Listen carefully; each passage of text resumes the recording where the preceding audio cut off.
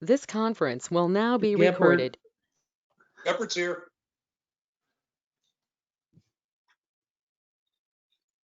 Gepphardt's here. All right. Yeah, I'm here.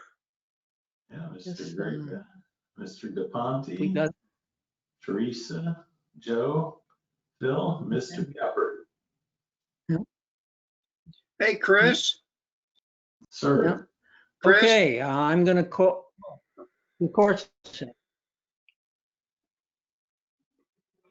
Go ahead, Joe. Oh, I was going to ask Chris before the meeting started if he heard anything about those light poles on tree line, because I haven't gotten a response back from the city. no, the only thing They were going to we did, take over the lighting on tree line. yeah, the contractor put some tape on the backside of it on the poles closest to the condo units, and he was in the same agreement. He wasn't gonna do anything to the ones across the street. And I'm afraid without engineering and a permit, that's as far as we're gonna go with it, some black tape on the backside.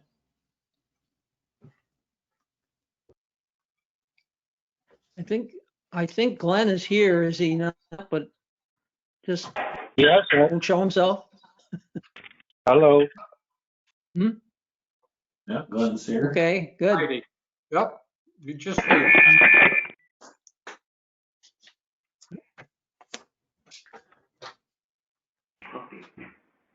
Okay. I'll wait for you.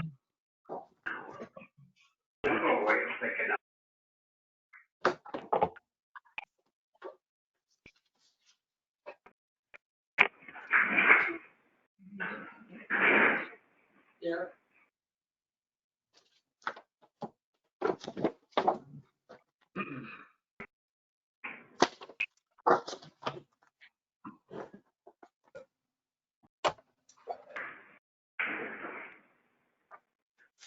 Okay. It's 1:59, but I'm going to call the meeting to order. Chris, would you call the roll, please? Certainly. Mr. DePonte, Here.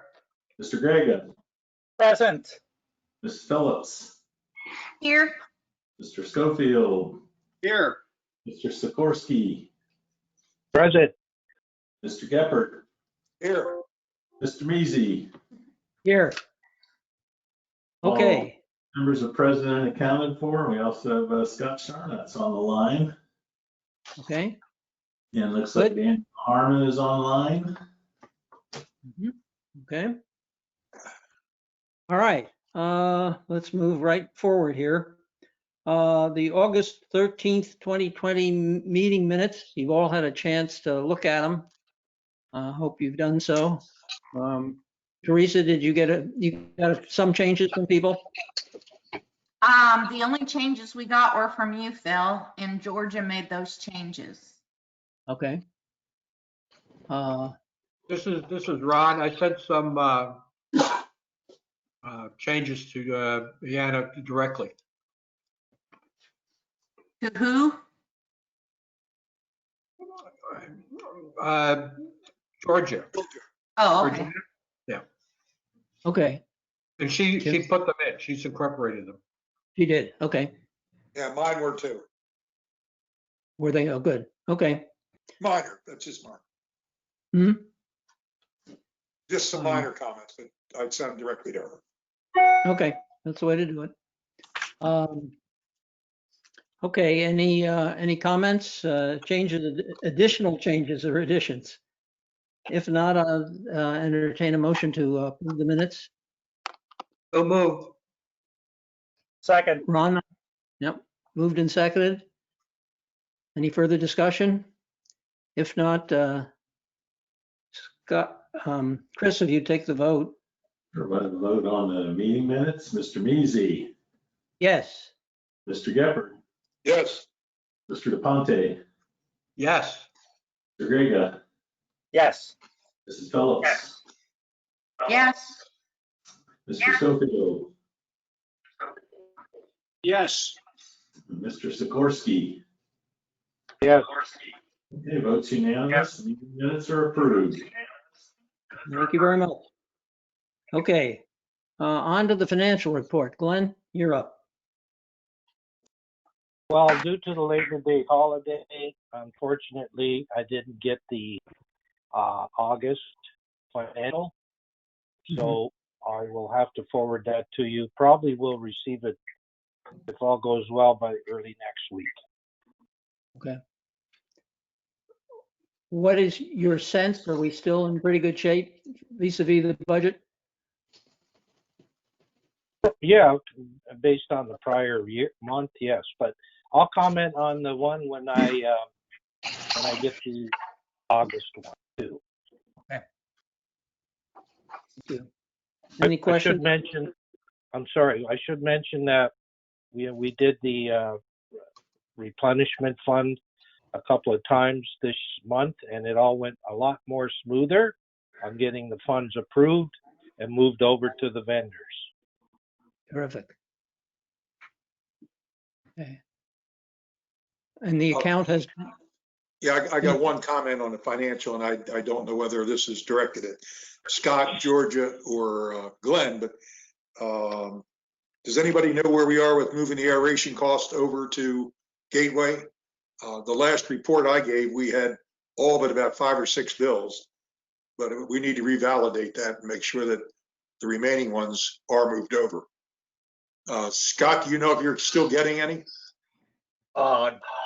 I don't have record of us getting those, so I'm gonna If you have could to just wait. check, I'm yeah. gonna have to wait until I see the financials, because the ACHs normally come in after the 7th of the month.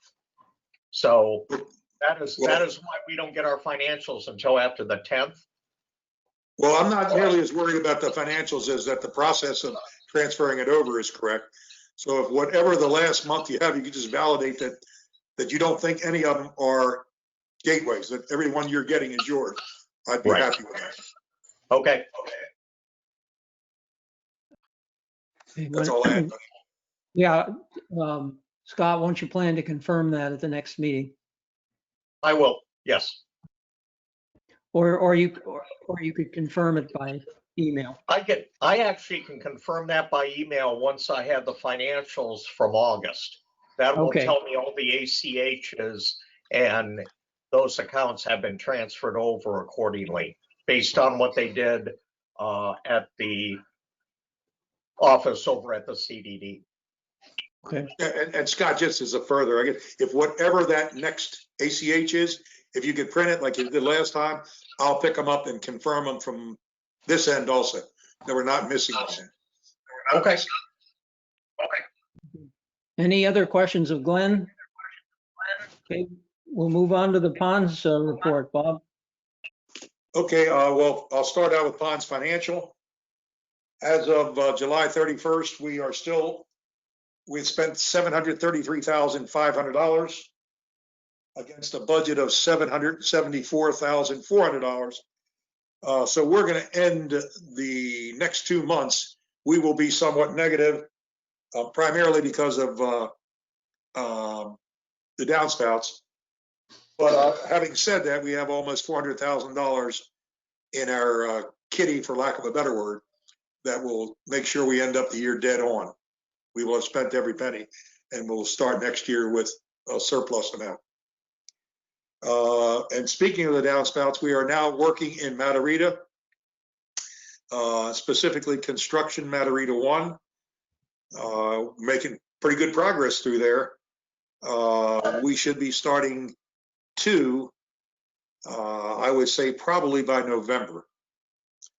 And just so that the group, I hope I'm just reminding you, as we go into Matarita 2, 3, 4 construction phases, Prado and Pistoia, this is when we are now going to be putting in that collar around our 12-inch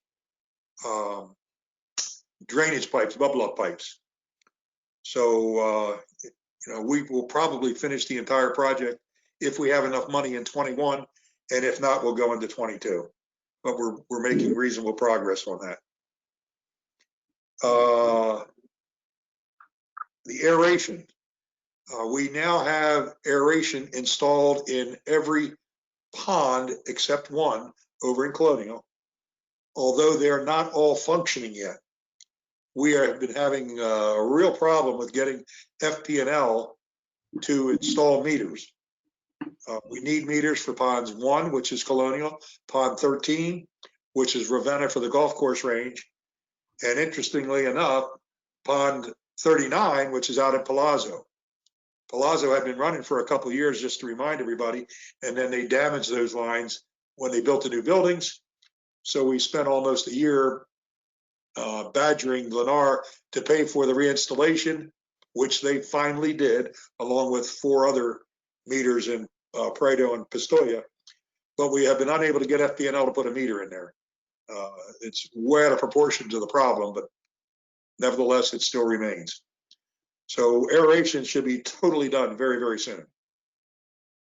I already spoke to the aeration cost issue because I want to cover that with Georgia and with Scott.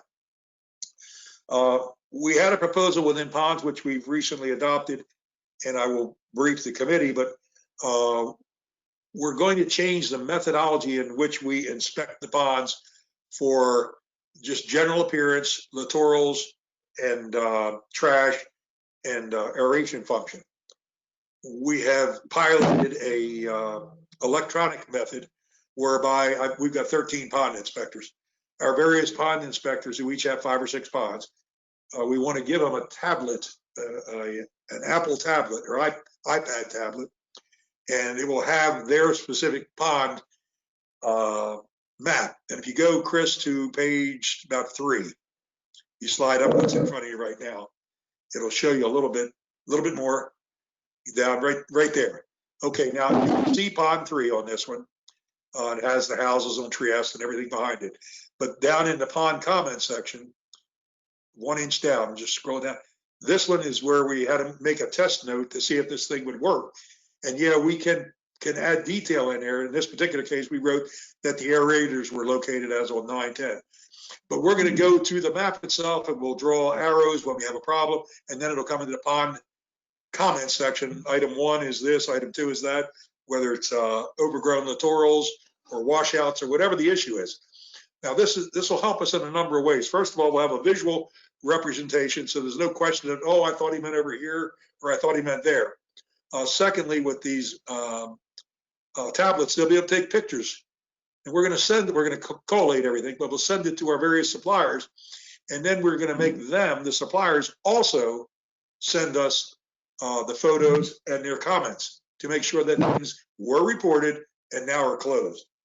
So we're kind of excited about this. It ought to lead to a more efficient use of our inspections and holding our vendors accountable.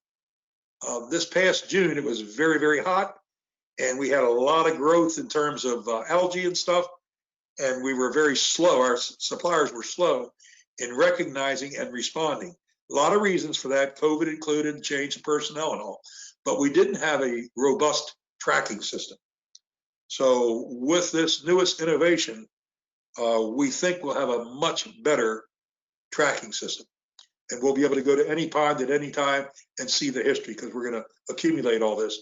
That's still a little bit TBD how to manage all the data. But to that end, I'm going to make a proposal that has been approved by the work group, that we authorize an expense of not to exceed $5,900 so that the district will purchase Apple ID iPads for the new electronic inspection system. So I'll entertain any questions related. Okay, so you're making that motion. Do I hear a second? And then we can discuss. I'll second it. Okay, John seconded. Okay, discussion. Questions of Bob? Bob, Sounds. why do they need to have dedicated iPads or iPhones? Couldn't they just use their own? Well, great question, Joe. I don't want to put a burden on a individual volunteer resident to use their own equipment if we're asking them to do something, and these things are going to be dedicated to this particular project and nothing else. They'll all be monitored by Doug Zanner, has accepted the responsibility to keep track of these things so we don't lose them. Somebody moves and they go away. But when they tried to use other systems than Apple, the sheets you see in front of us, it wasn't nearly as friendly. It got to be a lot more cumbersome to enter data. And so I just, acquiesced and said, well, we got something that's working, and why try and reinvent the wheel in a more time-consuming or costly manner? And a couple of participants had said the Apple iPads are pretty cheap, $300 to $500. I really don't know. I don't have one. I only use Apple, and I forget there's other stuff out there, and they aren't Yeah. compatible. When we tried the other stuff, didn't work nearly as well. Yeah, Apple's good. Okay. Well, how many of each, or how many iPhones and how many, are they iPads or are they? All iPads. We're going to start with 10. As I say, we've got about 13, 14 people doing it. But we're going to try. Going to get our foot in the water. We might even start with 5 and see how well it works before we roll it out to everybody. Mhm. So everybody participates in these inspections at one time or another? We got about 23 people on ponds now. The 13 that are specifically related to pond inspections will be doing this. And the way we have that group set up is there's one leader for the solitude ponds, and that's Lynn Applegren. And then there'll be one leader for the aquagenics ponds, and that will be Doug Zanter until we get somebody else. He's going to start there. But because we have we still have our community basically being done by 2 different companies. Mm-hmm. So because I'm concerned about loss, pilferage, theft, that kind of thing, we want to make sure we maintain control of this equipment. But what we're telling the guys that are going to go out, guys and gals, is within a 30-day period, we want you to visit your 5 ponds at your leisure and then fill in a report so that everybody doesn't have to do it on one day. Because it takes about 30 minutes to do a pond if you're doing it right. You got to walk the entire perimeter. So there's a form that's on the computers that they can just put the report in there. Just drop up to the picture. Every pond has, Mr. Schumacher can just move that up a little bit. This is what all of our ponds, we have this data for all of our ponds right now. Yeah. Chris, can you drop? Apparently these are PFDs, there you are. So that shows you what a typical pond looks like. Mm-hmm. And we will have one of these dedicated to each pond. And then whoever's responsible for doing that pond will have this preloaded in the computer. They'll do their monthly inspections and then send it off to the group as well as our service provider. Mm-hmm. Okay. Any other questions? I don't have an issue with having that many iPads. I think having all the same systems, excellent. But I have a question. Some ponds border different, I'll call it territories. Some ponds are in HOAs. Some are combined between the local HOA and maybe the master or the preserve or the golf course. Do these guys have to inspect all that, or they just inspect the part that's under your jurisdiction? Well, the short answer is all of the ponds, wherever they are, belong to the district.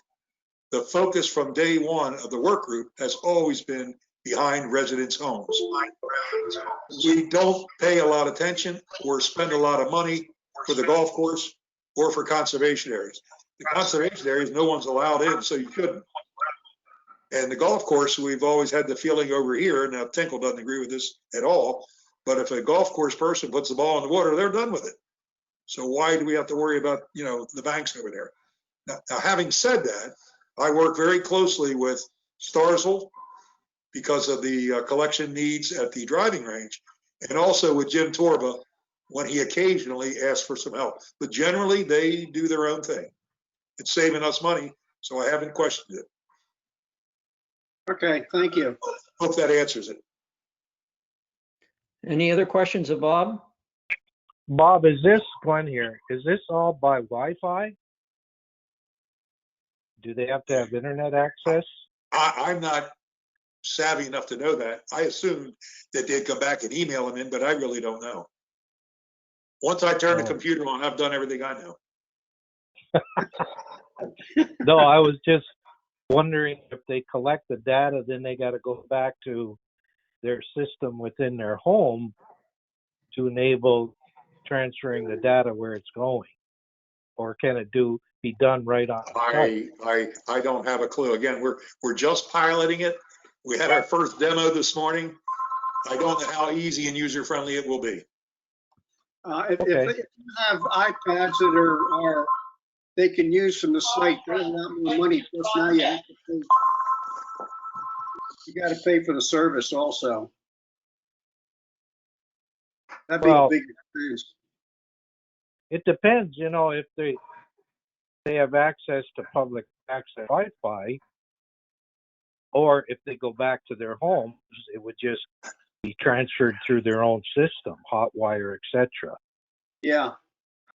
I think that would be the way to do it, Glenn, because otherwise you have to buy an iPad that's compatible with the external systems. And if you Well- can just use your home and transfer it, that seems more economical to me. I can Yeah.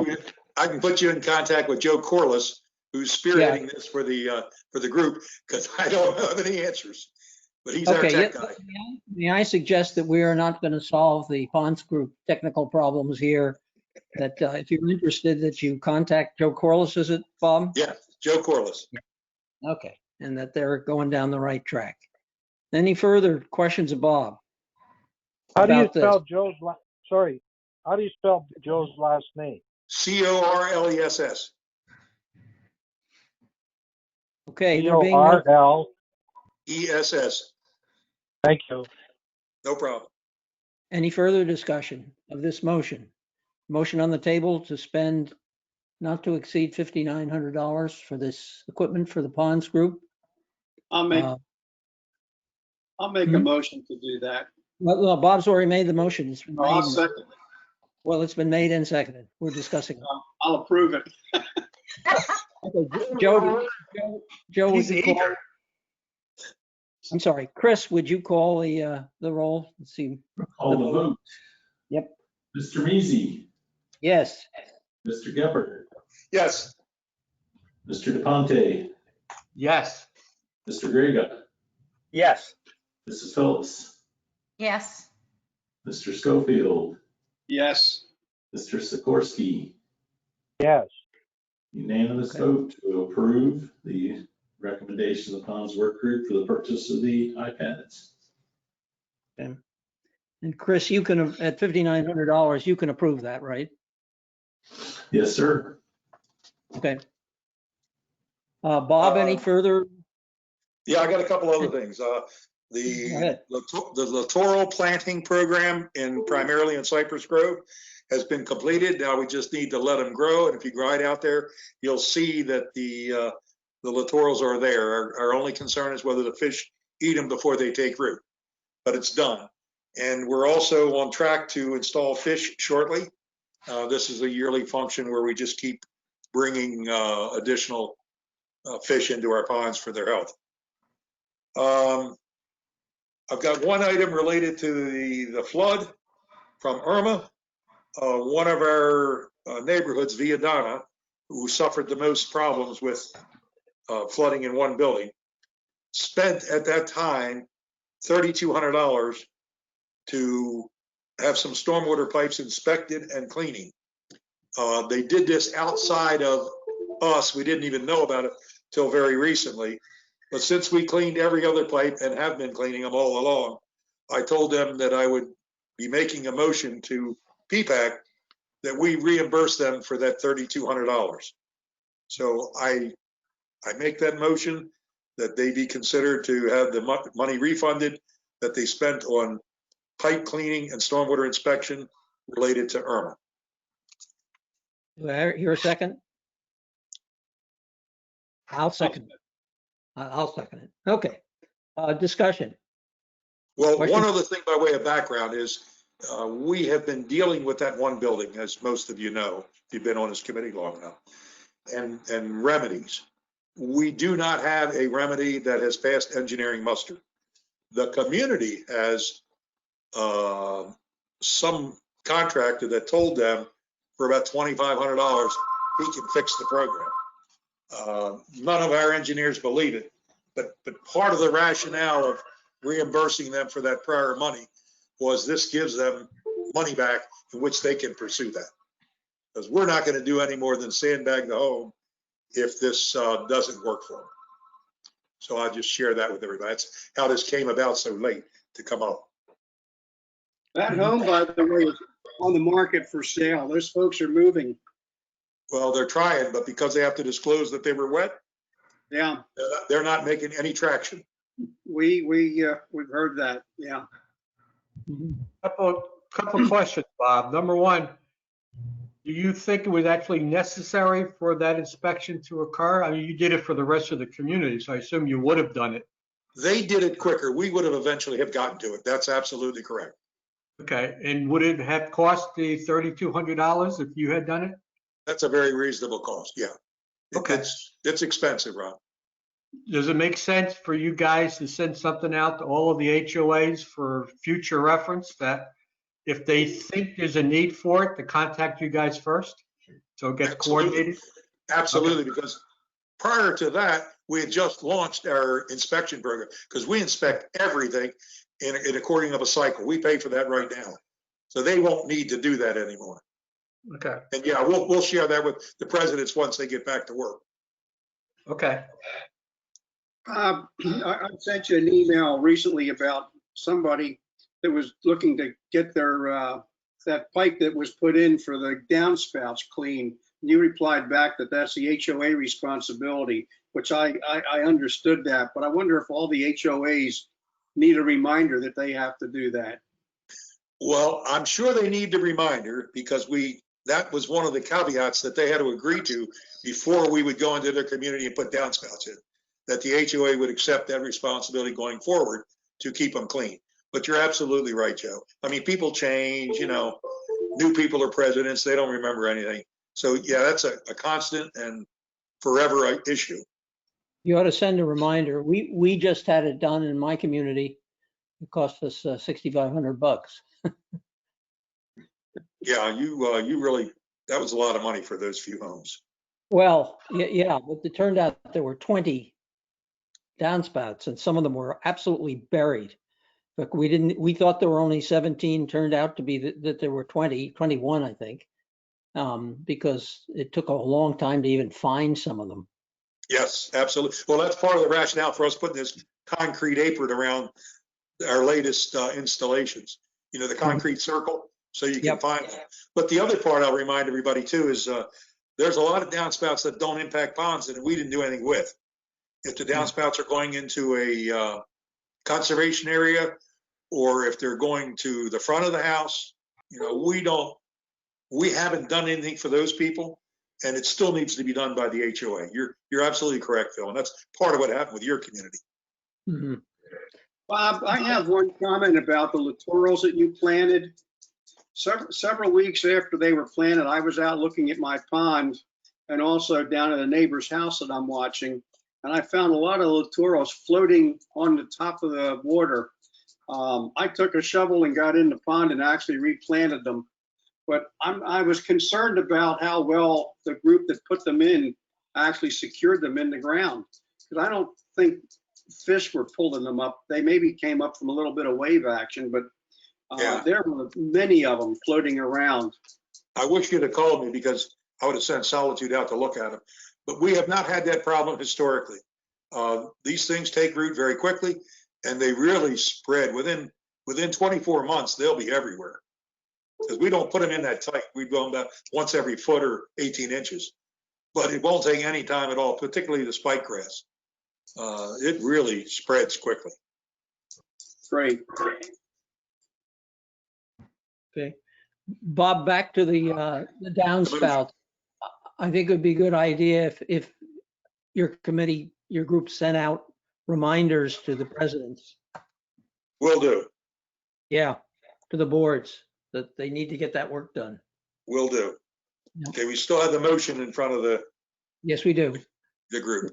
Motion for $3,200. Any more discussion? Not to exceed 3,200. Okay. Not to exceed 3,200. Any more discussion? Okay, Chris, call a vote if you would. Sure, Ms. Measy, Yes. Mr. Gepper, Yes. Mr. Conte, Yes. Mr. Grega, Yes. Ms. Phillips, Yes. Mr. Schofield, Yes, Mr. Sikorsky. Yes, and I'm glad that Joe didn't get taken by a gator. Motion passed. we don't have one in our pond. We had one 3 years ago, and my neighbor called up and had it taken out, which made me happy and him happy because we had 3-year-old kids fishing in it behind our houses. Well, if you take them out, put them in my ponds. I love them. Well, I like them too, but my brother actually caught the one in ours. He's still going around with my my lure in his gut, I guess. Okay, the last thing from the ponds group is to make everyone aware that we're coming to the conclusion of a master study that Gateway undertook of the total flowway and all the various water components in Gateway and in Pelican, and how we impact what's going to the 6 Mile slough. We have asked in Pelican, and the Tetra Tech has agreed to put on a show and tell for us to explain the impact of a possible initiative to lower and put in adjustable weirs. So I'm just throwing it out there so that you know what's going on. When Gateway was authorized by U.S. Corps of Engineers and South Florida Water Management District, ballpark number, there were like 5,000 acres. Today, Gateway comprises about 7,500 acres or more. So there's a much bigger footprint putting water into a fixed system to take it to the 6 Mile slough. So there's a lot of analysis, a lot of understanding that we need to do. I personally do not think adjustable weirs buy as much, but that could well be to my lack of understanding what's going on. But I refer back to what happened the week before Irma, and we knew we were full. We knew Irma was coming, and I would love to have gotten rid of that water, but I don't know that we could have done it legally because we would have impacted the downstream communities. So there's a lot of questions to ask the engineers relative to this issue, but there will be a meeting next week, and anybody that would like to attend, I'll keep you posted for those that don't want to know the nitty gritty. But this one is still a biggie for us. Rob, I'd like to know, I have a question. We have two pipes that go under the road at the Prado, Carina, Casilla intersection. And if you look at that flowway on the northern side, the water is way up above those two culverts that go underneath the road. So it's acting as a dam. I don't know if anybody's done any real study on how much water can flow through there, but to me, it would make a big backflow, not only through Pelican Preserve, but back into Gateway. The thing is acting like a dam right now. You can't see those pipes. Well, Gateway is in the process, and Chris, you can chime in here, but they're in process of having a bathymetric study done of the flowway to see how shallow and or how deep it is and whether it's adequate to our needs. That's another TBD, but it's in the pipeline. Okay. Okay. And Bob, anything else to report? Nope, that's it. Okay. That's enough. Okay, we're on to SSWG. Ron? Yeah, hi. A couple of things. Quick update on the construction projects. Tetra Tech has finished the plans for those, and we'll be submitting the permit requests sometime next week. So we'll see how long it takes for Fort Myers to respond to that, but hopefully by the end of, well, let's see, probably more like middle of October, that should be completed, and then we can get going with the actual award of the contracts for those projects. Ron, you might want to remind people what the 4 contracts are. Well, the 4 projects is straightening out the crossing at Trieste and Pelican Boulevard, putting the rumble strips down on Veneto, putting in a crosswalk at the corner of Cypress Grove and Pelican Missouri Boulevard, and the installation of 2 speed limit signs on the 2 ends of Viadana. Those are the 4 projects. So there's going to be 4 bids out for those. We may end up with less than 4 contractors, depending on who actually bids and which ones. But that is potential for 4 separate contracts to actually do the work once the permits are approved. Ron, has the committee given up the golf course work? Well, I couldn't get any agreement from the golf course itself. If you recall, 2-3 months ago, what they wanted us to do was do a lot of improvements at the existing crossing, which would have cost a considerable amount of money, which they were obviously unwilling to contribute towards. So Okay. we kind of dropped that for now. It probably won't come up again unless once the course is sold or something, maybe it'll come back up. Or if we have an accident, you know. God Well, forbid. unfortunately, it's always a possibility. I mean, you never know. Okay. Yep. The one thing we did do in reference to that, the flashing signs on Cypress Grove, Scott did have a contract to go out there. They weren't working properly, so they're now working. There's also a need to replace several of the LEDs on those signs. Several of them are out. In fact, I know, Scott, if you're going to bring it up, or I'll bring it up now, if it's okay with everybody, there's a proposal to replace those LED lights.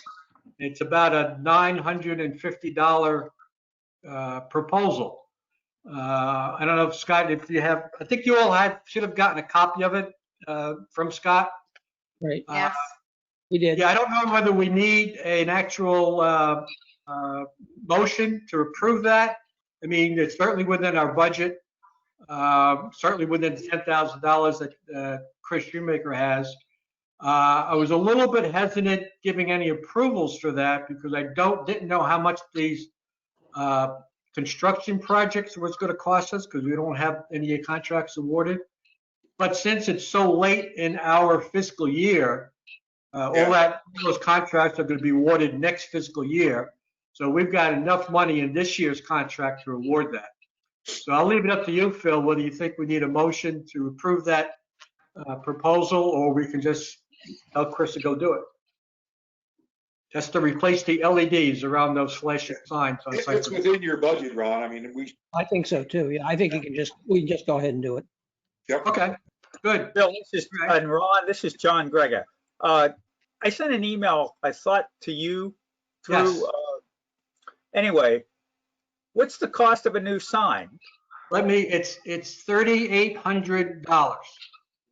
But is A new that for the sign itself or for the whole putting That's in for a the post sign. and everything? It's for the Okay. sign and whatever the electronics that are behind that sign. Okay. All Yeah, right. we did. Yeah, John, I was going to bring it up and I forgot. Thanks for reminding me that. Yeah, we did look at that. And it just didn't seem like the right thing to do. Just replacing the LEDs we think is the right approach. So you're happy with the size of the sign? Well, it's hard to tell how effective they are, but at least they're working. So when Okay. they're flashing when they're supposed to be flashing. It's one of those things. It's hard to prove a negative. We haven't had any real accidents down there, so you can make an argument that they're effective. So, Okay. but at least more lights will be blinking when they're activated, which is a good idea. So let me continue with. Let's talk about the front gate and the fencing along that. You've all have probably seen various emails to the effect that I guess, I don't know, it was led by the community association, but there's a review going on by both them and us as to whether or not we should complete the fencing at the front gate. Right now, as you know, from tree line up to the gatehouse, there's really no fencing. It's basically landscaping. And the PPAC has had discussions about that years ago, whether it made sense to put fencing up or not. At the time, we decided it really wasn't necessary. But given the intruder incidents that we had, I guess it's almost 2 months ago now, that issue has come back up again, and rightly so. So there is a proposal out there for about $17,000 to complete the fencing from tree line to the gatehouse. It also includes putting a gate across the sidewalks right near the gatehouse. So in fact, what that would do, the way the proposal reads, is that depending on when we wanted it, those gates would actually lock electronically, and they would not open again unless the software released them. That means several things. People could not walk on the sidewalks. Let's assume it's at, after sundown to sunrise, for the sake of argument. They would not be able to walk down the sidewalk. They would have to walk through where those big gates are now, where the cars go. Same thing with golf carts. Same thing with bikes. Now, you can make the argument, I think, that at nighttime, there shouldn't be a whole lot of people, bikes, or golf carts going in or out of those gates.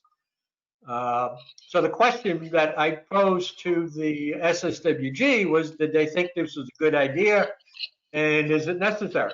And the consensus was that despite the fact that we've had that obvious intruder and attempted burglaries, we're in a very safe community, and there was no, from the SSWG's perspective, an urgent requirement to finish that fencing. I did have a conversation with Tony Pierce to make sure, did we have any rules that we might violate if we actually block the sidewalks? I mean, we can't stop vehicles from coming into the community, for example, if they want to, because it's public. So I didn't know we had the same issue with whether it's pedestrians or bikers or whomever coming in. Basically said, as long as they can come by the gatehouse, you're not really stopping them from coming into the community. And it's okay as far as he was concerned. And he was going to have some more discussions about that, just to be sure. There's a couple other communities that have a similar situation that actually have closed gates, and he was going to check with them and then get back to me as to what their experience has been. Phil, I know the community associations have had lots of discussions about that fencing and whether it's a good idea or not. And you want to take 2 minutes and just fill us all in on where you guys are with this? Yeah, and it still needs to be advanced, but the community association would like to look at the whole security situation, including the front gate. There was a proposal, and in fact, we even had a quote to have a consultant come in and look at it. We kind of backed away from that temporarily. Dave Matthews had contact with somebody at Icon who might be able to give us some input. We wanted to get some more professional input. That Dave is, unfortunately, at this point, Dave is out of commission and will be for about 3 weeks. So we are going to move forward, and the ball is kind of in my court at this point. Just whether we can get some consulting help from Icon. This guy apparently is very knowledgeable about it. If that doesn't work, we may consider hiring a consultant. There is definitely pressure on from, particularly from Rich Rittenberg, to put the fence in. But I'm of the opinion that, much of the money will have to be spent by PPAC or out of our account and by the SSWG, that we really need to look at the whole picture to see whether we really need to go forward with this, because I was one of the people who, and I've been through this several times, because I've been involved in the SSWG, as to whether we really need a fence there, how much good it'll do us. Yeah, well, the SSWG doesn't think it's an urgent requirement at this point. Right. Wouldn't object to it if PPAC wanted to do it. SSWG would not object to it by any stretch. They would be okay with it, but they're not prepared to come to the PPAC with an actual forceful recommendation to put that fencing in at this point. We have more work to do on this. Yeah.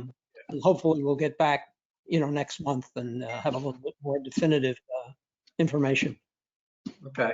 Just on the gate feature, a spinning turnstile. I was familiar with that in my work life, and we had the type of turnstile where you could always egress without problem, but entrance was restricted to either present your badge like you're going up to the pool, or if you weren't a resident, you had a call and a guard would buzz you in, which I would say would be analogous to somebody demanding entry and you call up the rover and he follows them. So, that part, forget the fence, but the methodology of doing it is relatively easy and known. I have a question for Ron. Where did this $17,000 proposal come from? Hey, Scott, are you still there? Yes, I'm still here. It came from Carter Fence Company. They're a commercial fence company, and the fence that was going to be running from the pergolas for the pedestrian walkways to tree line were going to be black chain link fence, and that's the current fence application along tree line, and it was going to tie into those areas, either the fence on the north side or to the monument on the south side. So that whole area would be fenced in. And then the two gates that are have a magnetic lock system on them, those were going to be made of aluminum alloy. So they would be decorative. They would not be a chain link fence. You can use chain link fence as an application because it's going to be behind the foliage and the shrubs and trees that are currently in place. So it's similar to what's existing along tree line right now. And It's identical. Yes. Okay. That's pretty unobtrusive. Plant a bunch of bougainvillea along it with all the spikes in it. People won't be inclined to climb it. Yeah, Teresa, the deal is that we got this bid in connection with looking at the whole process of what can we do to enhance the security system in the community. Okay. So it was part of that effort. Well, Ron, I'll support whatever your work group wants to do. Okay, thanks. Right now, go ahead. I was just going to say, I feel as long as the construction gate is open, it's really doesn't make sense to spend the money to fortify the front. But once that's closed, then I think we should talk about it. If I may interject there, we're dealing with two different governing bodies. The back gate, construction gate, and the fence perimeter improvements in Prado and Pistoia will be funded and approved by the PPCA. Everything at the front gate is owned by the CDD and would have to come out of PPAC's budget. So, Okay. Teresa, this is all part of this look at the entire security system also includes the back gate. Looking at the construction gate. Okay. Yeah, that's a very active topic right now. Yes. Very active. Yeah. I was going to get into that one a little later. Okay. All right, a couple other things. As part of this security thing, we're doing a total review of the post orders again. Meeting should have been held, actually, I think it was today. Haven't heard a result of that meeting yet, but it's occurring this week. So we'll see how that comes out. So that's a total post order review. What is it? A review of what? Post orders. These are the rules that we give all of the security guys. Okay, post orders. Post order review. Okay. And that's what they're called. They're called post orders. Okay. This will be the third time that we've gone through these things over the last 5 years, I guess. Maybe even sooner than that. But it's something that needs to be done every year or two, regardless. But we took this opportunity because of the interest of enhancing security to go over that with Securitas. There's a new site manager that's been hired. Sit down with the new site manager and go through these post orders and update them as necessary to make sure everybody's on the same wavelength as to what it is that we're asking the guards to do. And once that's completed, those post orders, will come to you guys to take a look at and approve. And then a summary of those post orders will be sent out to the entire community so that all of the residents know what it is that we've told the gate guards and the roving patrols to do. Okay, so this includes lots of things. I've been getting, and Scott, you can chime in on these numbers, probably at least 1 or 2 a day. I get copies of incident reports of residents leaving their garages open at night. Okay, so one of the questions that came up is, what are our roving patrols being told to do about that once they find an open garage door? Okay, right now I think if it's before 9 o'clock, they try to contact the resident and tell them that. If it's after 9 o'clock, they just keep an eye on that door and come back more frequently to make sure there's nothing bad going on, rather than waking the resident up with a phone call. So we're looking at that. Does that make sense? Should we change that type of process? Hey, Ron, Yeah. Ron, the push buttons on these garage doors, if you just push close, they'll close. You don't have to have a code. He could just stop, go up and push the button and it would close the garage door. Hmm. I'm not aware of that. Mine doesn't do that. Mine No, does. mine, yeah, they don't all do that. Oh, Yeah. well, But that's a good point. and I suspect and Prado do that. If 30 or 40% of our garages collectively, if that happens, I was unaware that happened with any of our garage doors. We will end up telling the roving patrol, oh, by the way, push the button, see if that closes the door. Yeah, it does for my community. Okay. This, But that's this, happening. And if they wake up because they hear the rumble, that's okay.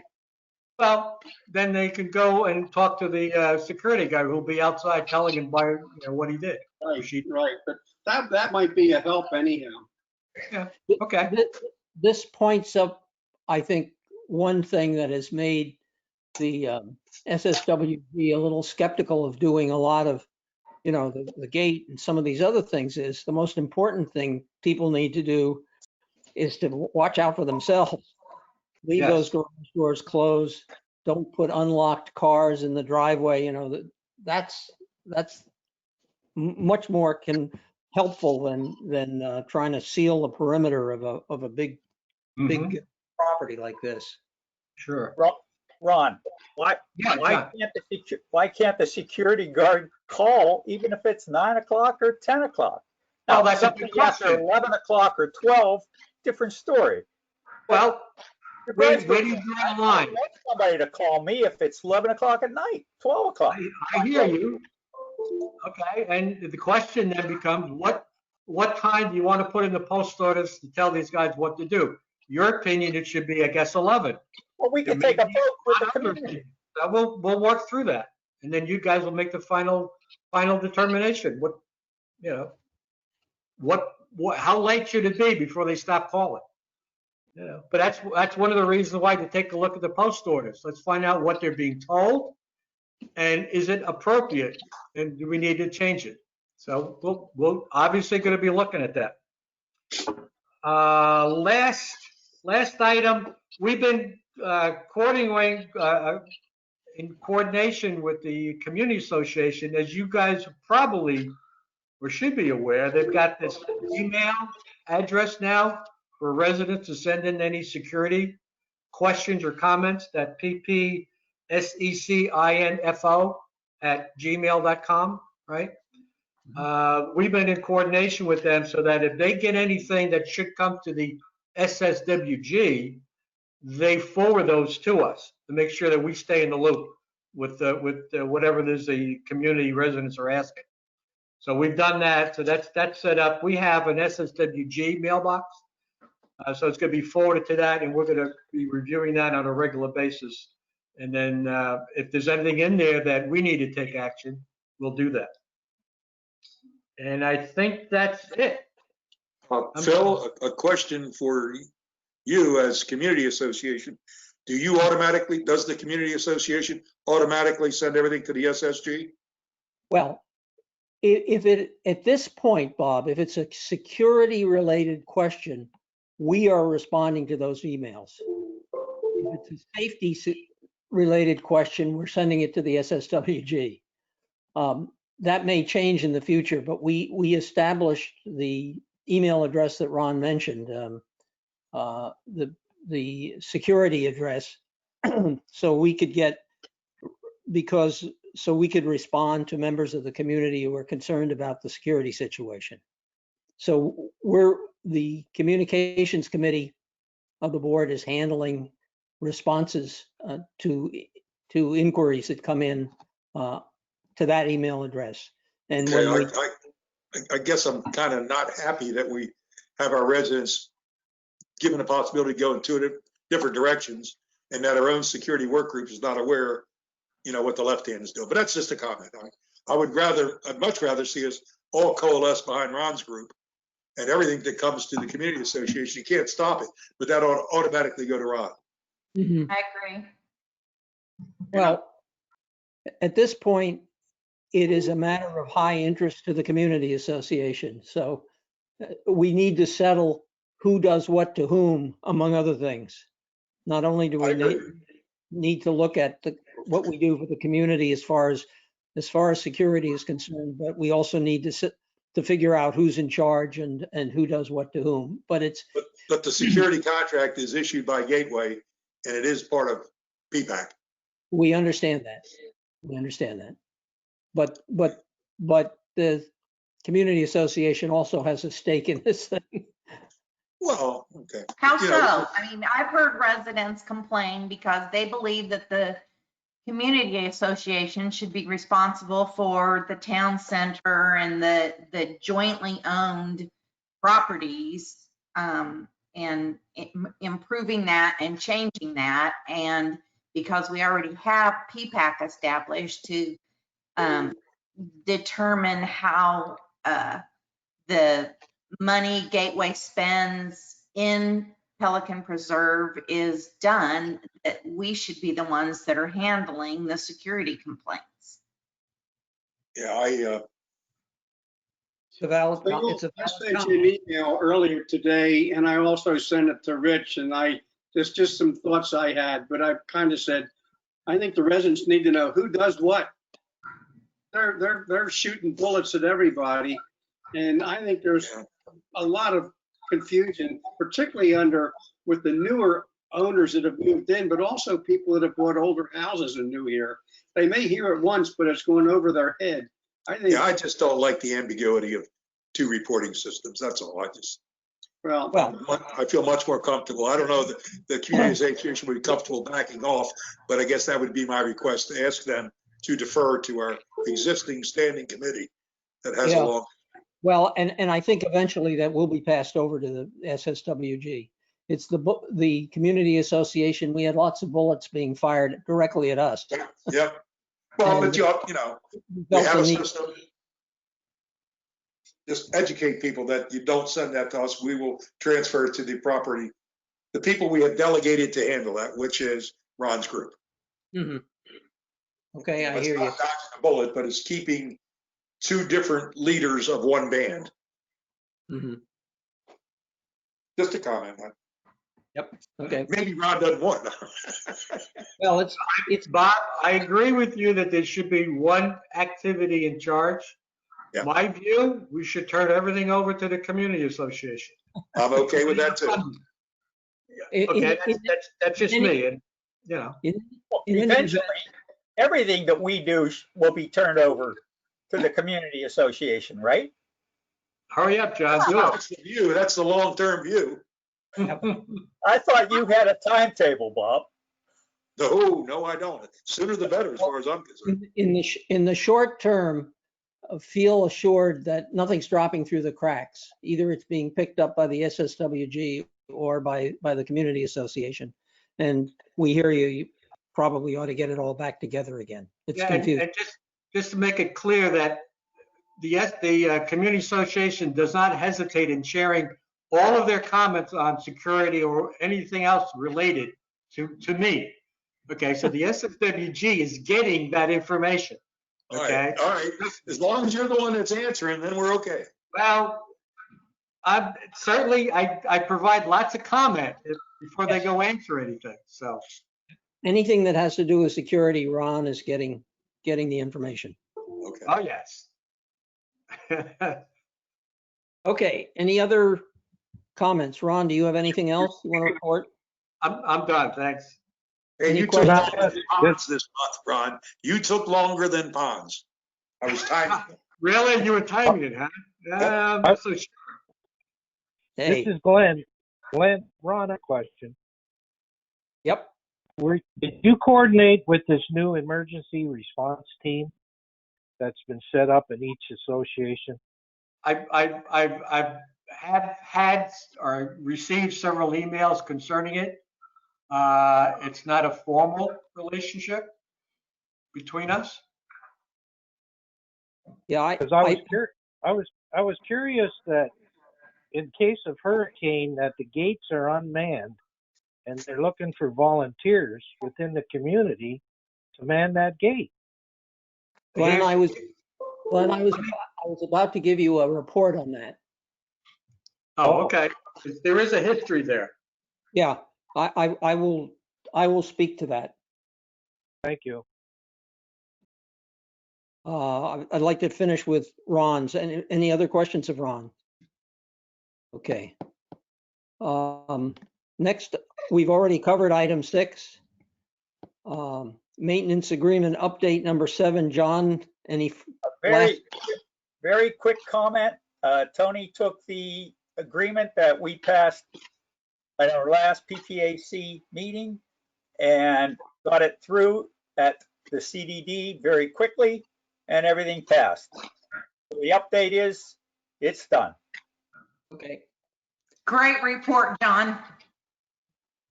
Yes. Well, timed it. Any questions of John? Okay. Under committee member requests, let me go back to the emergency response team. Most of what the emergency response team is going to be doing are things inside the community that don't involve property that belongs to the CDD. However, that having been said, the emergency response team, and it should shortly, is preparing a request to go to the CDD, to Chris and to Tony Piers, for certain things that we want to be able to do in an emergency situation, particularly with regard to a hurricane. And that is that we would like to be able to use the gate house in situations where at a certain point in a hurricane situation, Securitas is going to send their people home. The gate will be unmanned. Once things clear, there's no danger involved, the Securitas people may not be back. And at that point, the emergency response team, the Pelican Preserve Emergency Response Team, PPERT, wants to have people at that gate to check incoming vehicles. So we're gonna be asking to be able to use the house, not any of the equipment that would all be unplugged and covered up, but just so people can stay out of the weather and use the bathroom facilities there.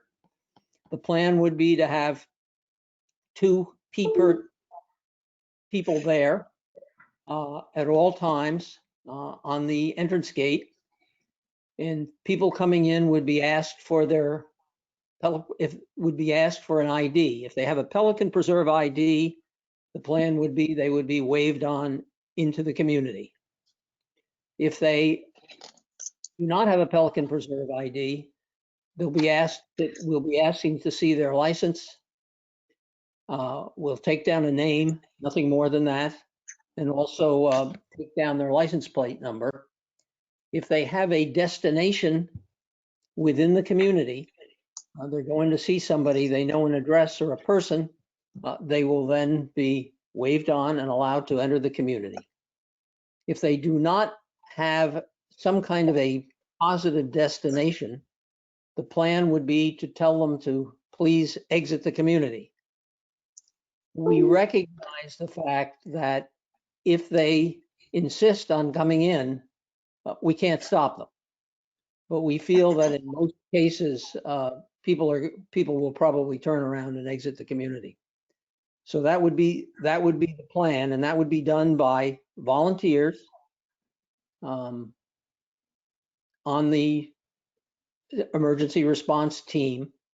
Those people will be appointed along with the emergency response team by the Community Association Board, and they'll be covered by the board's O&M insurance. So that's the plan we are going to present to the CDD very shortly, within the next day or two. So you guys are going to go directly to the CDD? You're going to come through us? We're gonna go to the CDD, but we will show you what we're providing. Unfortunately, we didn't get the timing wasn't good, and if necessary, if the CDD requires it, you know, what we will do is we will take your comments, and then we'll see whether we can go directly to the CDD or whether we have to wait for a PPAC meeting. We may have to have a special meeting. Do you know if you guys have looked at what happened during Irma? I understand that when there's a power outage, the gates open for obvious reasons. Yes. I understand that if it's a dangerous situation, like a hurricane is blowing, that the guards are told to go home, and rightly so. Yeah. And then they come back when it's quote unquote safe to do so. Right. Has anybody looked at what actually happened during Irma? But do you know if they've done that or not? Yeah. No.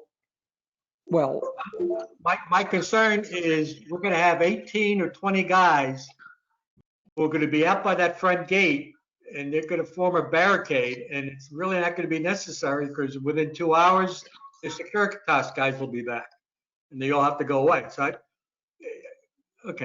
I think that's enough said on my part. It's not going to be 18 or 20 guys. It'll be 2 people at a time.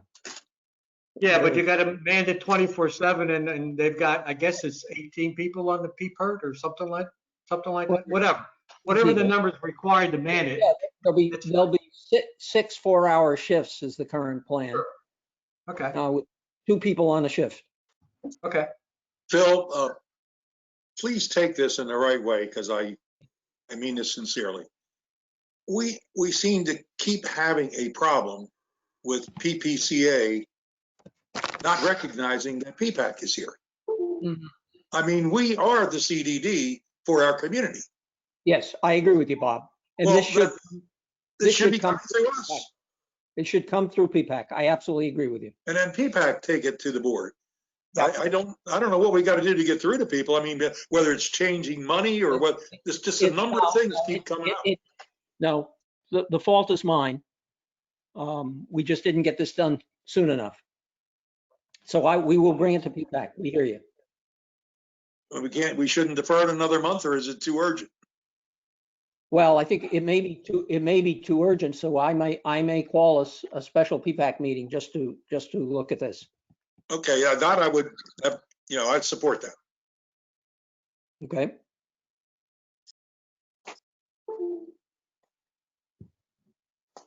Further questions about that?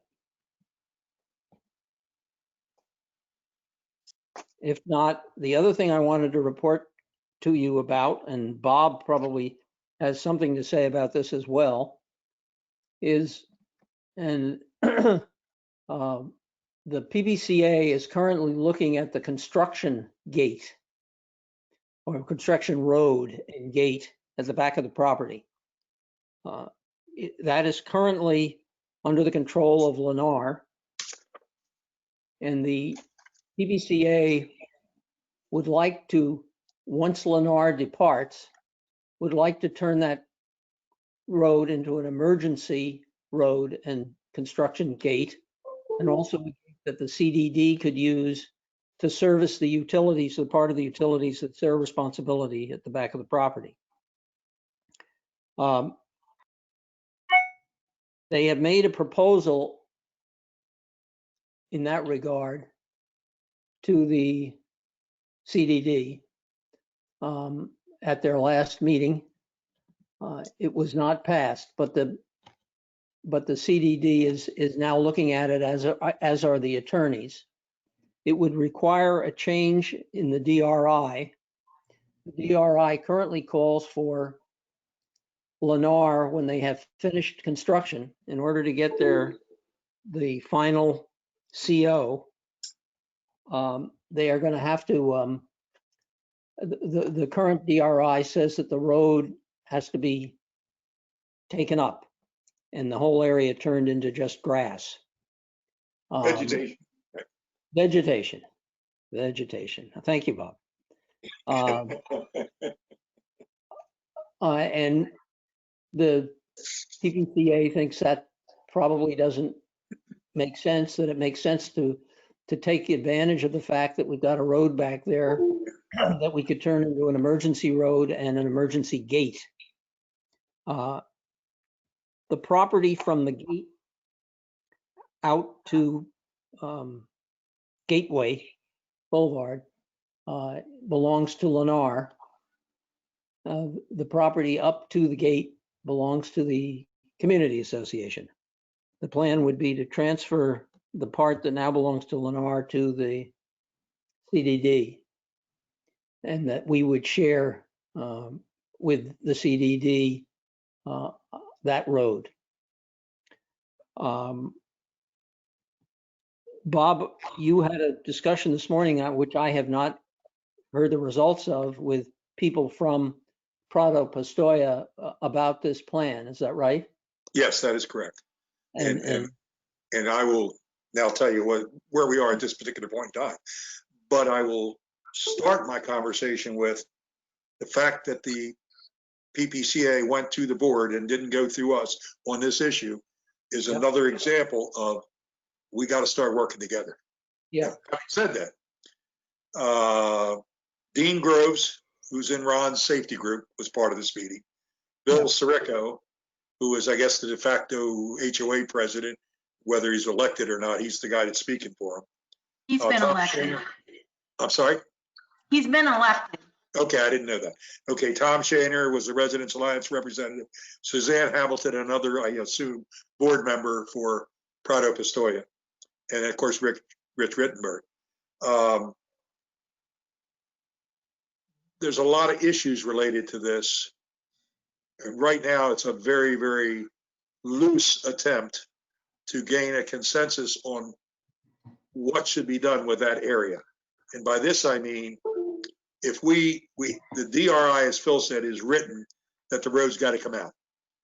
If the interested parties, meaning Pelican Reserve, Gateway, and Lennar, can't all agree to a path forward, then we are certain that the city is just going to say, follow the DRI. So that's kind of always the default, is we'll go back to the DRI and the road's got to come out. So it behooves all of us who want to have an emergency egress point to get our ducks all in a row, not with regarding the cost of all this, but just where we want to be. There were some other issues brought up. Apparently there's a fence behind Pistoia that needs to be addressed because there's some gates back there, which I was not aware of till the meeting. The district has an easement right now, regardless of anything to do with the road or all that other stuff. The district they have an easement to come into our community to work on the water issues. So it's not simply, close the road, open the road or whatever. There's other issues related to this thing. There's a problem within the community of Prado Pistoia of people residents trying to use that gate, even though, they shouldn't be. And then there's the issue of connectivity. And if we formalize this road, even though it's only emergency, now we are connected to Gateway, and I feel quite comfortable to say that that will rile up Mr. Tinkle, among others, to start getting us to pay for the swimming pool and the soccer fields and all the other stuff. So after our meeting, which was this morning, there was going to be a consensus meeting or a meeting of the various attorneys involved. The Lennar attorney, and I'm sorry? No, that's all right. Okay. So anyway, those attorneys were going to meet to see if they could all consent on a path forward. And I don't know any more than that right now. But there's a lot of balls in the air. There's a lot of questions. Who's going to pay for stuff? Right now, we're just trying to get a sense of what will satisfy our residents. And apparently the residents of Prado and Pistoia do not want to have a gate back there at this time. There is a fire station that's being built, South Trail, over in Gateway sometime in the future, maybe 22, 23, we don't know when. But once that comes into play, then that opens up a whole other box. Because if you're a resident in Prado and you can get immediate service from that fire station rather than waiting for the tree line, those couple minutes could be critical. So, you know, this whole process, whatever we decide now, may change in the future. I'd like to add a few things. I went out and talked to the guard out there and talked to him about the road and how he serviced the guardhouse. The gate opens up at 6 o'clock in the morning and is locked at 5:30 at night. I know at the CDD meeting, Chris was part of that a month or so ago, but the guard confirmed it, and I saw him do it. He writes down every license plate for every vehicle going in. He does not allow any residents from Pelican Preserve to enter into that road, but he says he can't stop them from going out.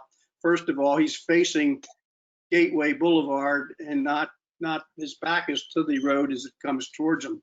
Walkers and bike riders get through easily, but the gate is locked most of the time. It's open from Monday to Saturday, 6 to 5:30 period. He also told me that road floods, and it flooded during a hurricane with up to 2 feet of water in certain areas. So it would have to be regraded, filled in, and the elevation raised to make it a useful road for the emergency purposes if that was to take place.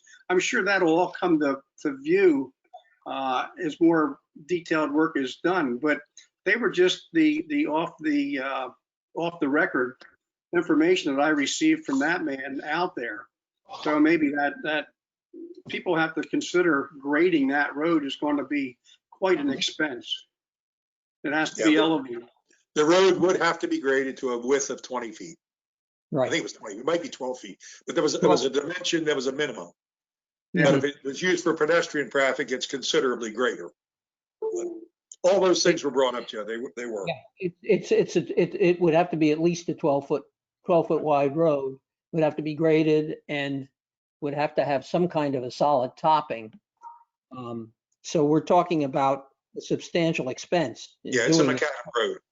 It's a macadam road, and so we're talking about a $700,000 road at least in order to do that. So that's one of the many issues involved is who's going to pay for all of this. Yeah, but the people that lived on either side of the existing construction road don't want anything to do with a road there. You know, a road that would be used by residents and people around here.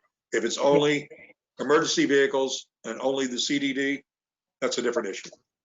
Bob, I got a question regarding emergency vehicles. You mentioned that the response time from the Pelican Preserve Boulevard, the station right at the exit there.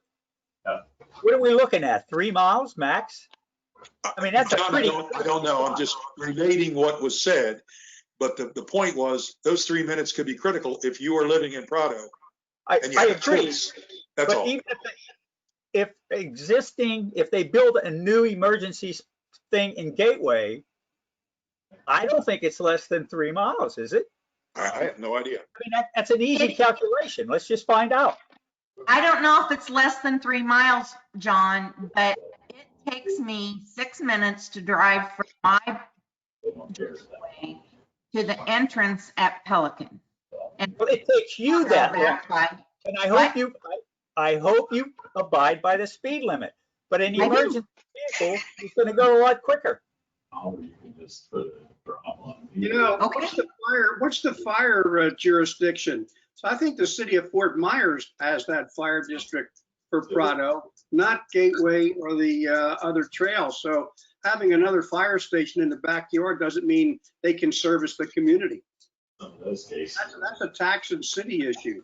On the irrigation system, so it was metered. They were just. Yeah, that's one of the many issues, Joe. Yeah, we don't have answers to that stuff. We don't have the answers to that. It was brought up that if you could get to the guy closer, you'd certainly want to be there the closest, but Exactly. Well, good discussion.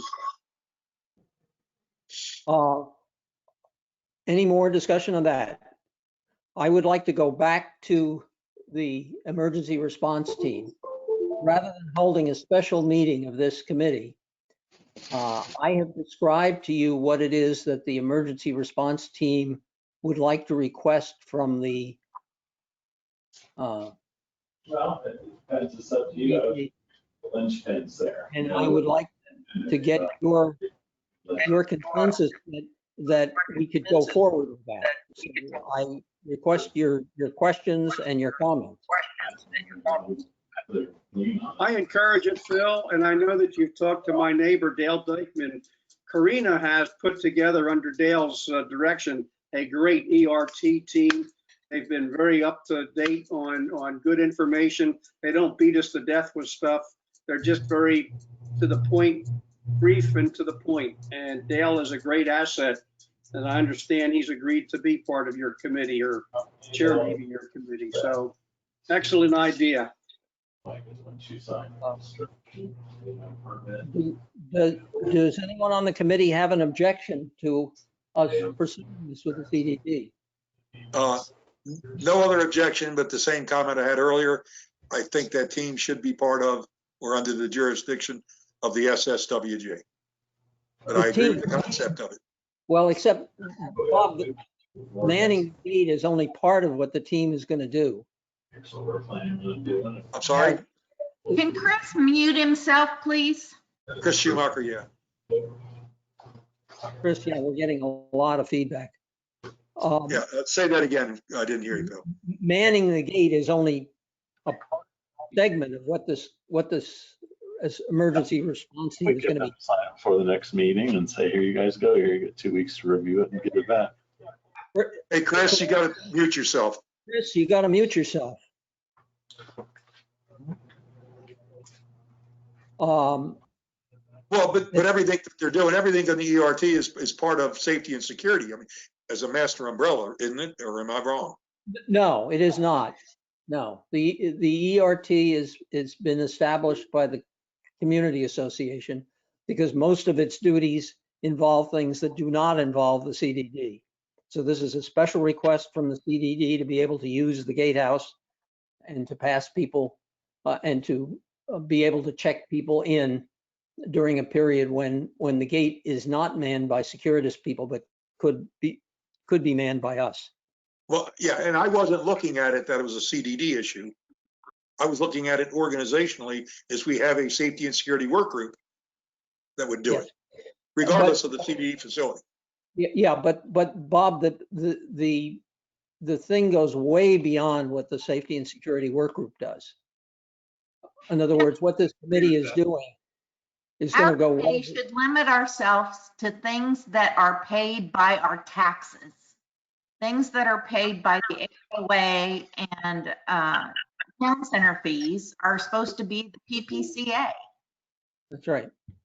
And this is a thing that will be paid for by the PPCA. As a matter of fact, the Residents Alliance has already allocated $10,000 to any expense that need to be doing. They're organizing ham radio operators. They're figuring out how they can get around after a storm. They're coming up with emergency kits and lots of information. And this is all PPCA things. So the gate the gatehouse thing is just something on the edge that we would like, they would like permission to use the gatehouse in order to do this one part of what they're planning to do in an emergency. Is the Residents Alliance a part of the PPCA? No, it is not. It is a separate group, and this is not a Residents Alliance function. This will be a group appointed by the PPCA. PA is going to have a meeting. Funded by the Resident Alliance. Well, if there's any more funding needed, it'll come from the PPCA. We don't see a lot of funding needed. And people like some of the work, for instance, that Dale Beekman is doing, he's going to be heading up, because in addition to the full HOA emergency response team for the Master Association, we're asking each individual community to set up their own ERTs. And Joe, as you know, Corinna already has their own emergency response team, and they're going to be asking people to other communities to set theirs up. Yeah, they did a very good So job. So I believe that due to the time of year we're in, hurricane season, I think that you should just proceed with what you were going to do by going to the CDD to allow to use the gatehouse in that emergency situation. And if we have to address it after this current hurricane season as the advisory committee, we can look into that. But I don't see another meeting here to go into this deeper at the present time. Are there other people who concur with Glenn or don't concur with Glenn? No, I have no problem. I'm ready to concur today. I just, if Yes, the safety and security group is okay with it, I'm okay with it. Yep, I understand what you're saying, Bob, and it's Okay. very valid. But Okay. I'd like to move this thing through today, and I had hoped to be able to bring you a more formal proposal, but I have described to you what our proposal is going to look like, and you will see the formal proposal. Okay, I'm comfortable with supporting that. If somebody wants to make a motion, I'm okay with that. At least that way, when you go before the CDD, you can say you have PPAC concurrence, then I'm okay with it. Yeah. Mm-hmm.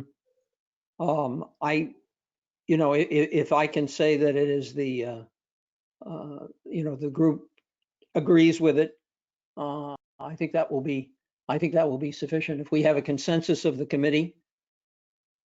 I agree. I will give my consensus. You can present it to the CDD and state that we've supported it. I think that's great. Yep. Yep. Any other? I agree, and I wanted to say one more thing, and I'll just repeat what I said earlier.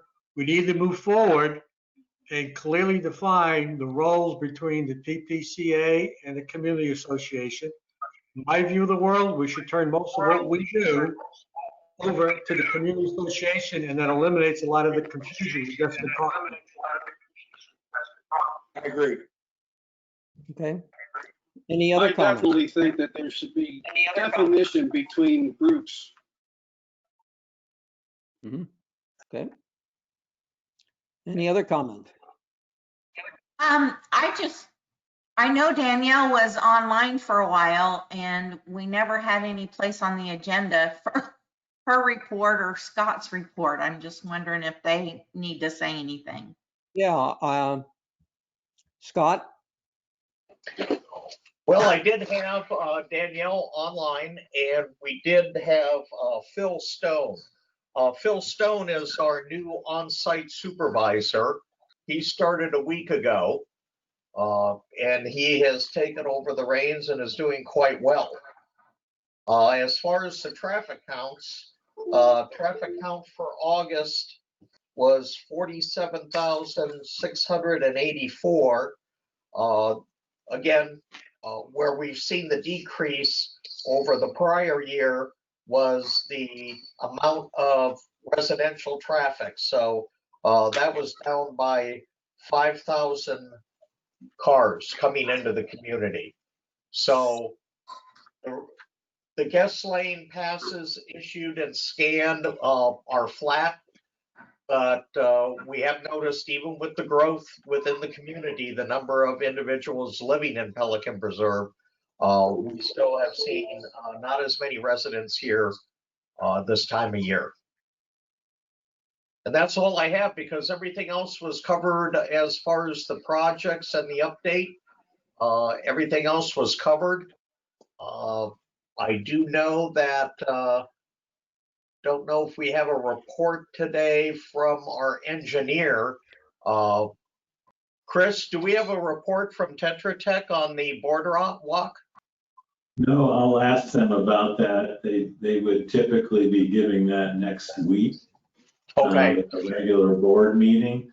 We Okay. did issue that purchase order to both firms to move forward, and the first task on that was to finalize those bid specs and get the project advertised for bid. Okay. So right now where we're at is the engineering groups are finishing up their work to do the public advertisement on the boardwalk project. Once that's done, we request sealed bids, and that will take us 30 days out in the future once that advertisement is released. At that time, during that time, we'll do a contractor meeting, which would be conducted by the engineers to go over the specifications of the boardwalk construction. So they're all bidding apples to apples when it comes time for them to submit their sealed bids. After that time, we would then present the final cost and cost analysis from all the vendors and our recommendations for approval to the Board of Supervisors to move ahead with the project. So that's the latest and greatest on the boardwalk. As it stands right now, we were hoping to start our project in the latest would have been August, but as it looks now, with everything taking a little bit longer to get done, we're looking at probably a start date sometime after the first of the calendar year, possibly January or February. But I'll keep you informed as we get closer. Will that cause problems with Sienna? No, the only problem that Sienna had was they didn't want us to use that area in season for a staging area. Mhm. So we're going to bypass the use of Sienna altogether and just use the staging area over here by bridge number 4, right behind the sales center. Any questions? Scott? Hearing none, are there any other committee member requests? Phil, I do have one comment. I received a call either latter part of last week or the beginning of this week from Terry Lilio. And it had to do with not extraneous things that, need to come before the group. But what she shared with me was she's had a few interactions with large groups of residents between Prato and Pistoia.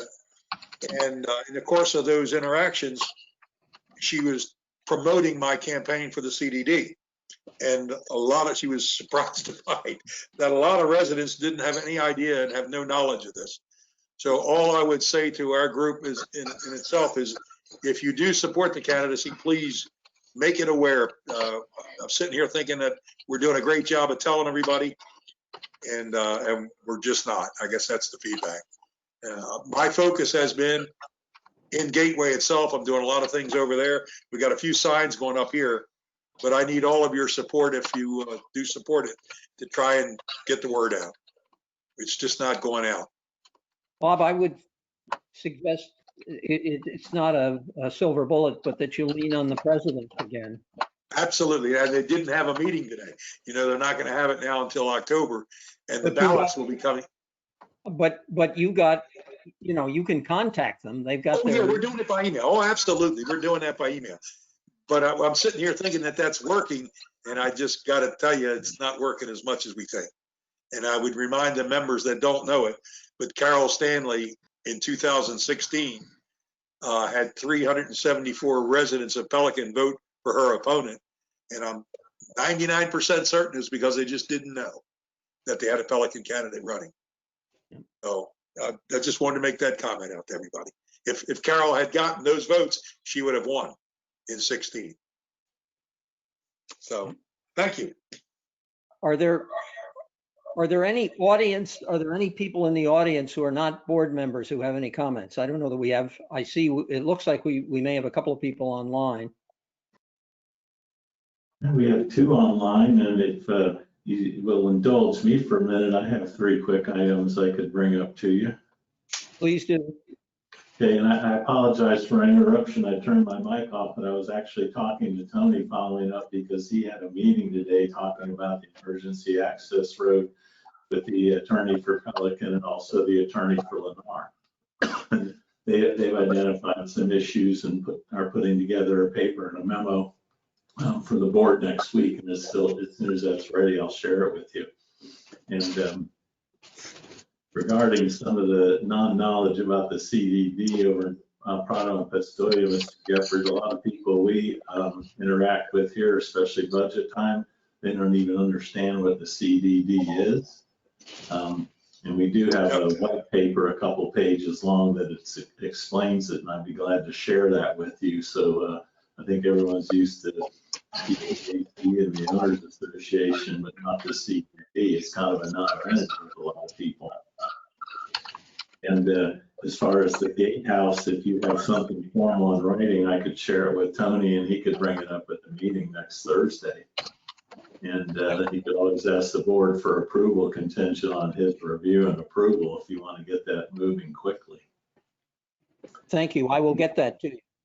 Okay, and also Hotwire, we've been, of course, working with their staff and attorneys, and we basically conveyed to them that if they're going to stay within the public utility easements exist in Pelican, they don't need an easement agreement from the CDD. And they said that was their intent. So we gave them the green light to move forward from our end. Yeah, they're rolling out here. They are buried cable left and right. Just for the information of the committee, they have weekly construction meetings. We had one this morning, and they are well on schedule to get the installation done by the 31st of March of next year.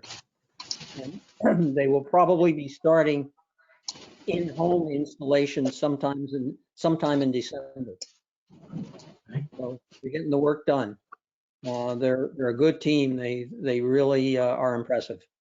Yeah, we had a very good working relationship with their attorney and their field and construction staff.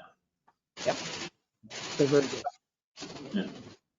And also just wanted to mention too that we're working and updating our emergency response plan. A couple things we've added to that, of course, is all the information with PPAC and Securitas. So our folks have all that contact information, and we'll add Mr. Stone's name on there. And we also have a section too on and requirements, so we can do a more thorough job this time when we're assessing the damage to facilitate a little faster process with the reimbursement and all that FEMA paperwork if we do get a storm. Okay. Anything else, Chris? No, that's all I have. I guess the members who are listening in would have to can we turn somebody on if they want to make a comment? And all the mics are unmuted from our end. Okay. Hello, can you hear me? This is Bob Forrester. Go right ahead, Bob. Yep. Hey, I just want to say thank you to everyone involved with the, remember the street light issue on Tree Line for Aviano. As far as my unit, yeah, I think 3 of the lights, the ones on the golf course side, were addressed, and there was some kind of an aluminum coating, I think, put on them, which is probably muted the light intensity by about half, which is great. And as far as the other lights across Tree Line, those could not be retrofitted in any way because As I understand it, would have required an environmental study or an impact study of something of that nature, which, wasn't going to happen. So those are still, a few of them are still very bright. But the good news on that is eventually, who knows, there's some big trees out there. If they grow high enough or wide enough in the years to come, it may actually hide that.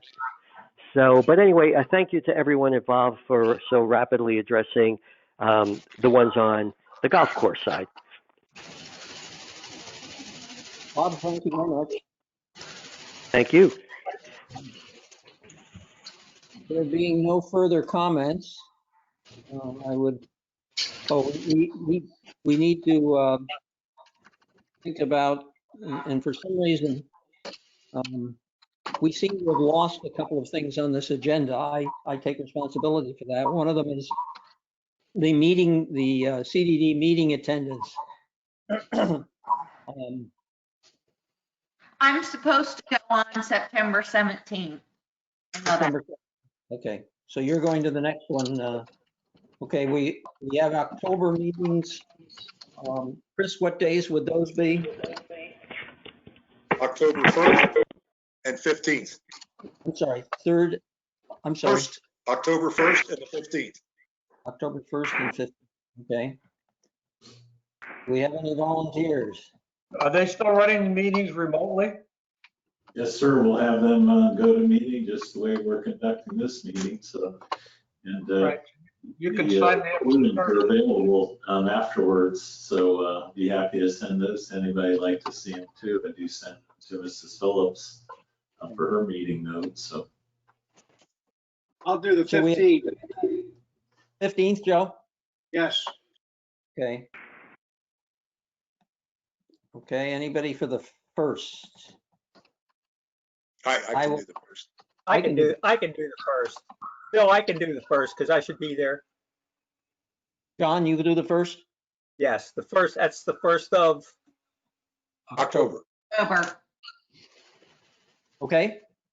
So it's Teresa for September 17th, John Grega for 1st of October, and Joe Schofield for the 15th of October. Okay. All right. Anything else? Next meeting will be October 8th. I'd entertain a motion to adjourn. I'll make a motion to adjourn. Okay. Second. The second been moved and seconded. I declare the meeting adjourned.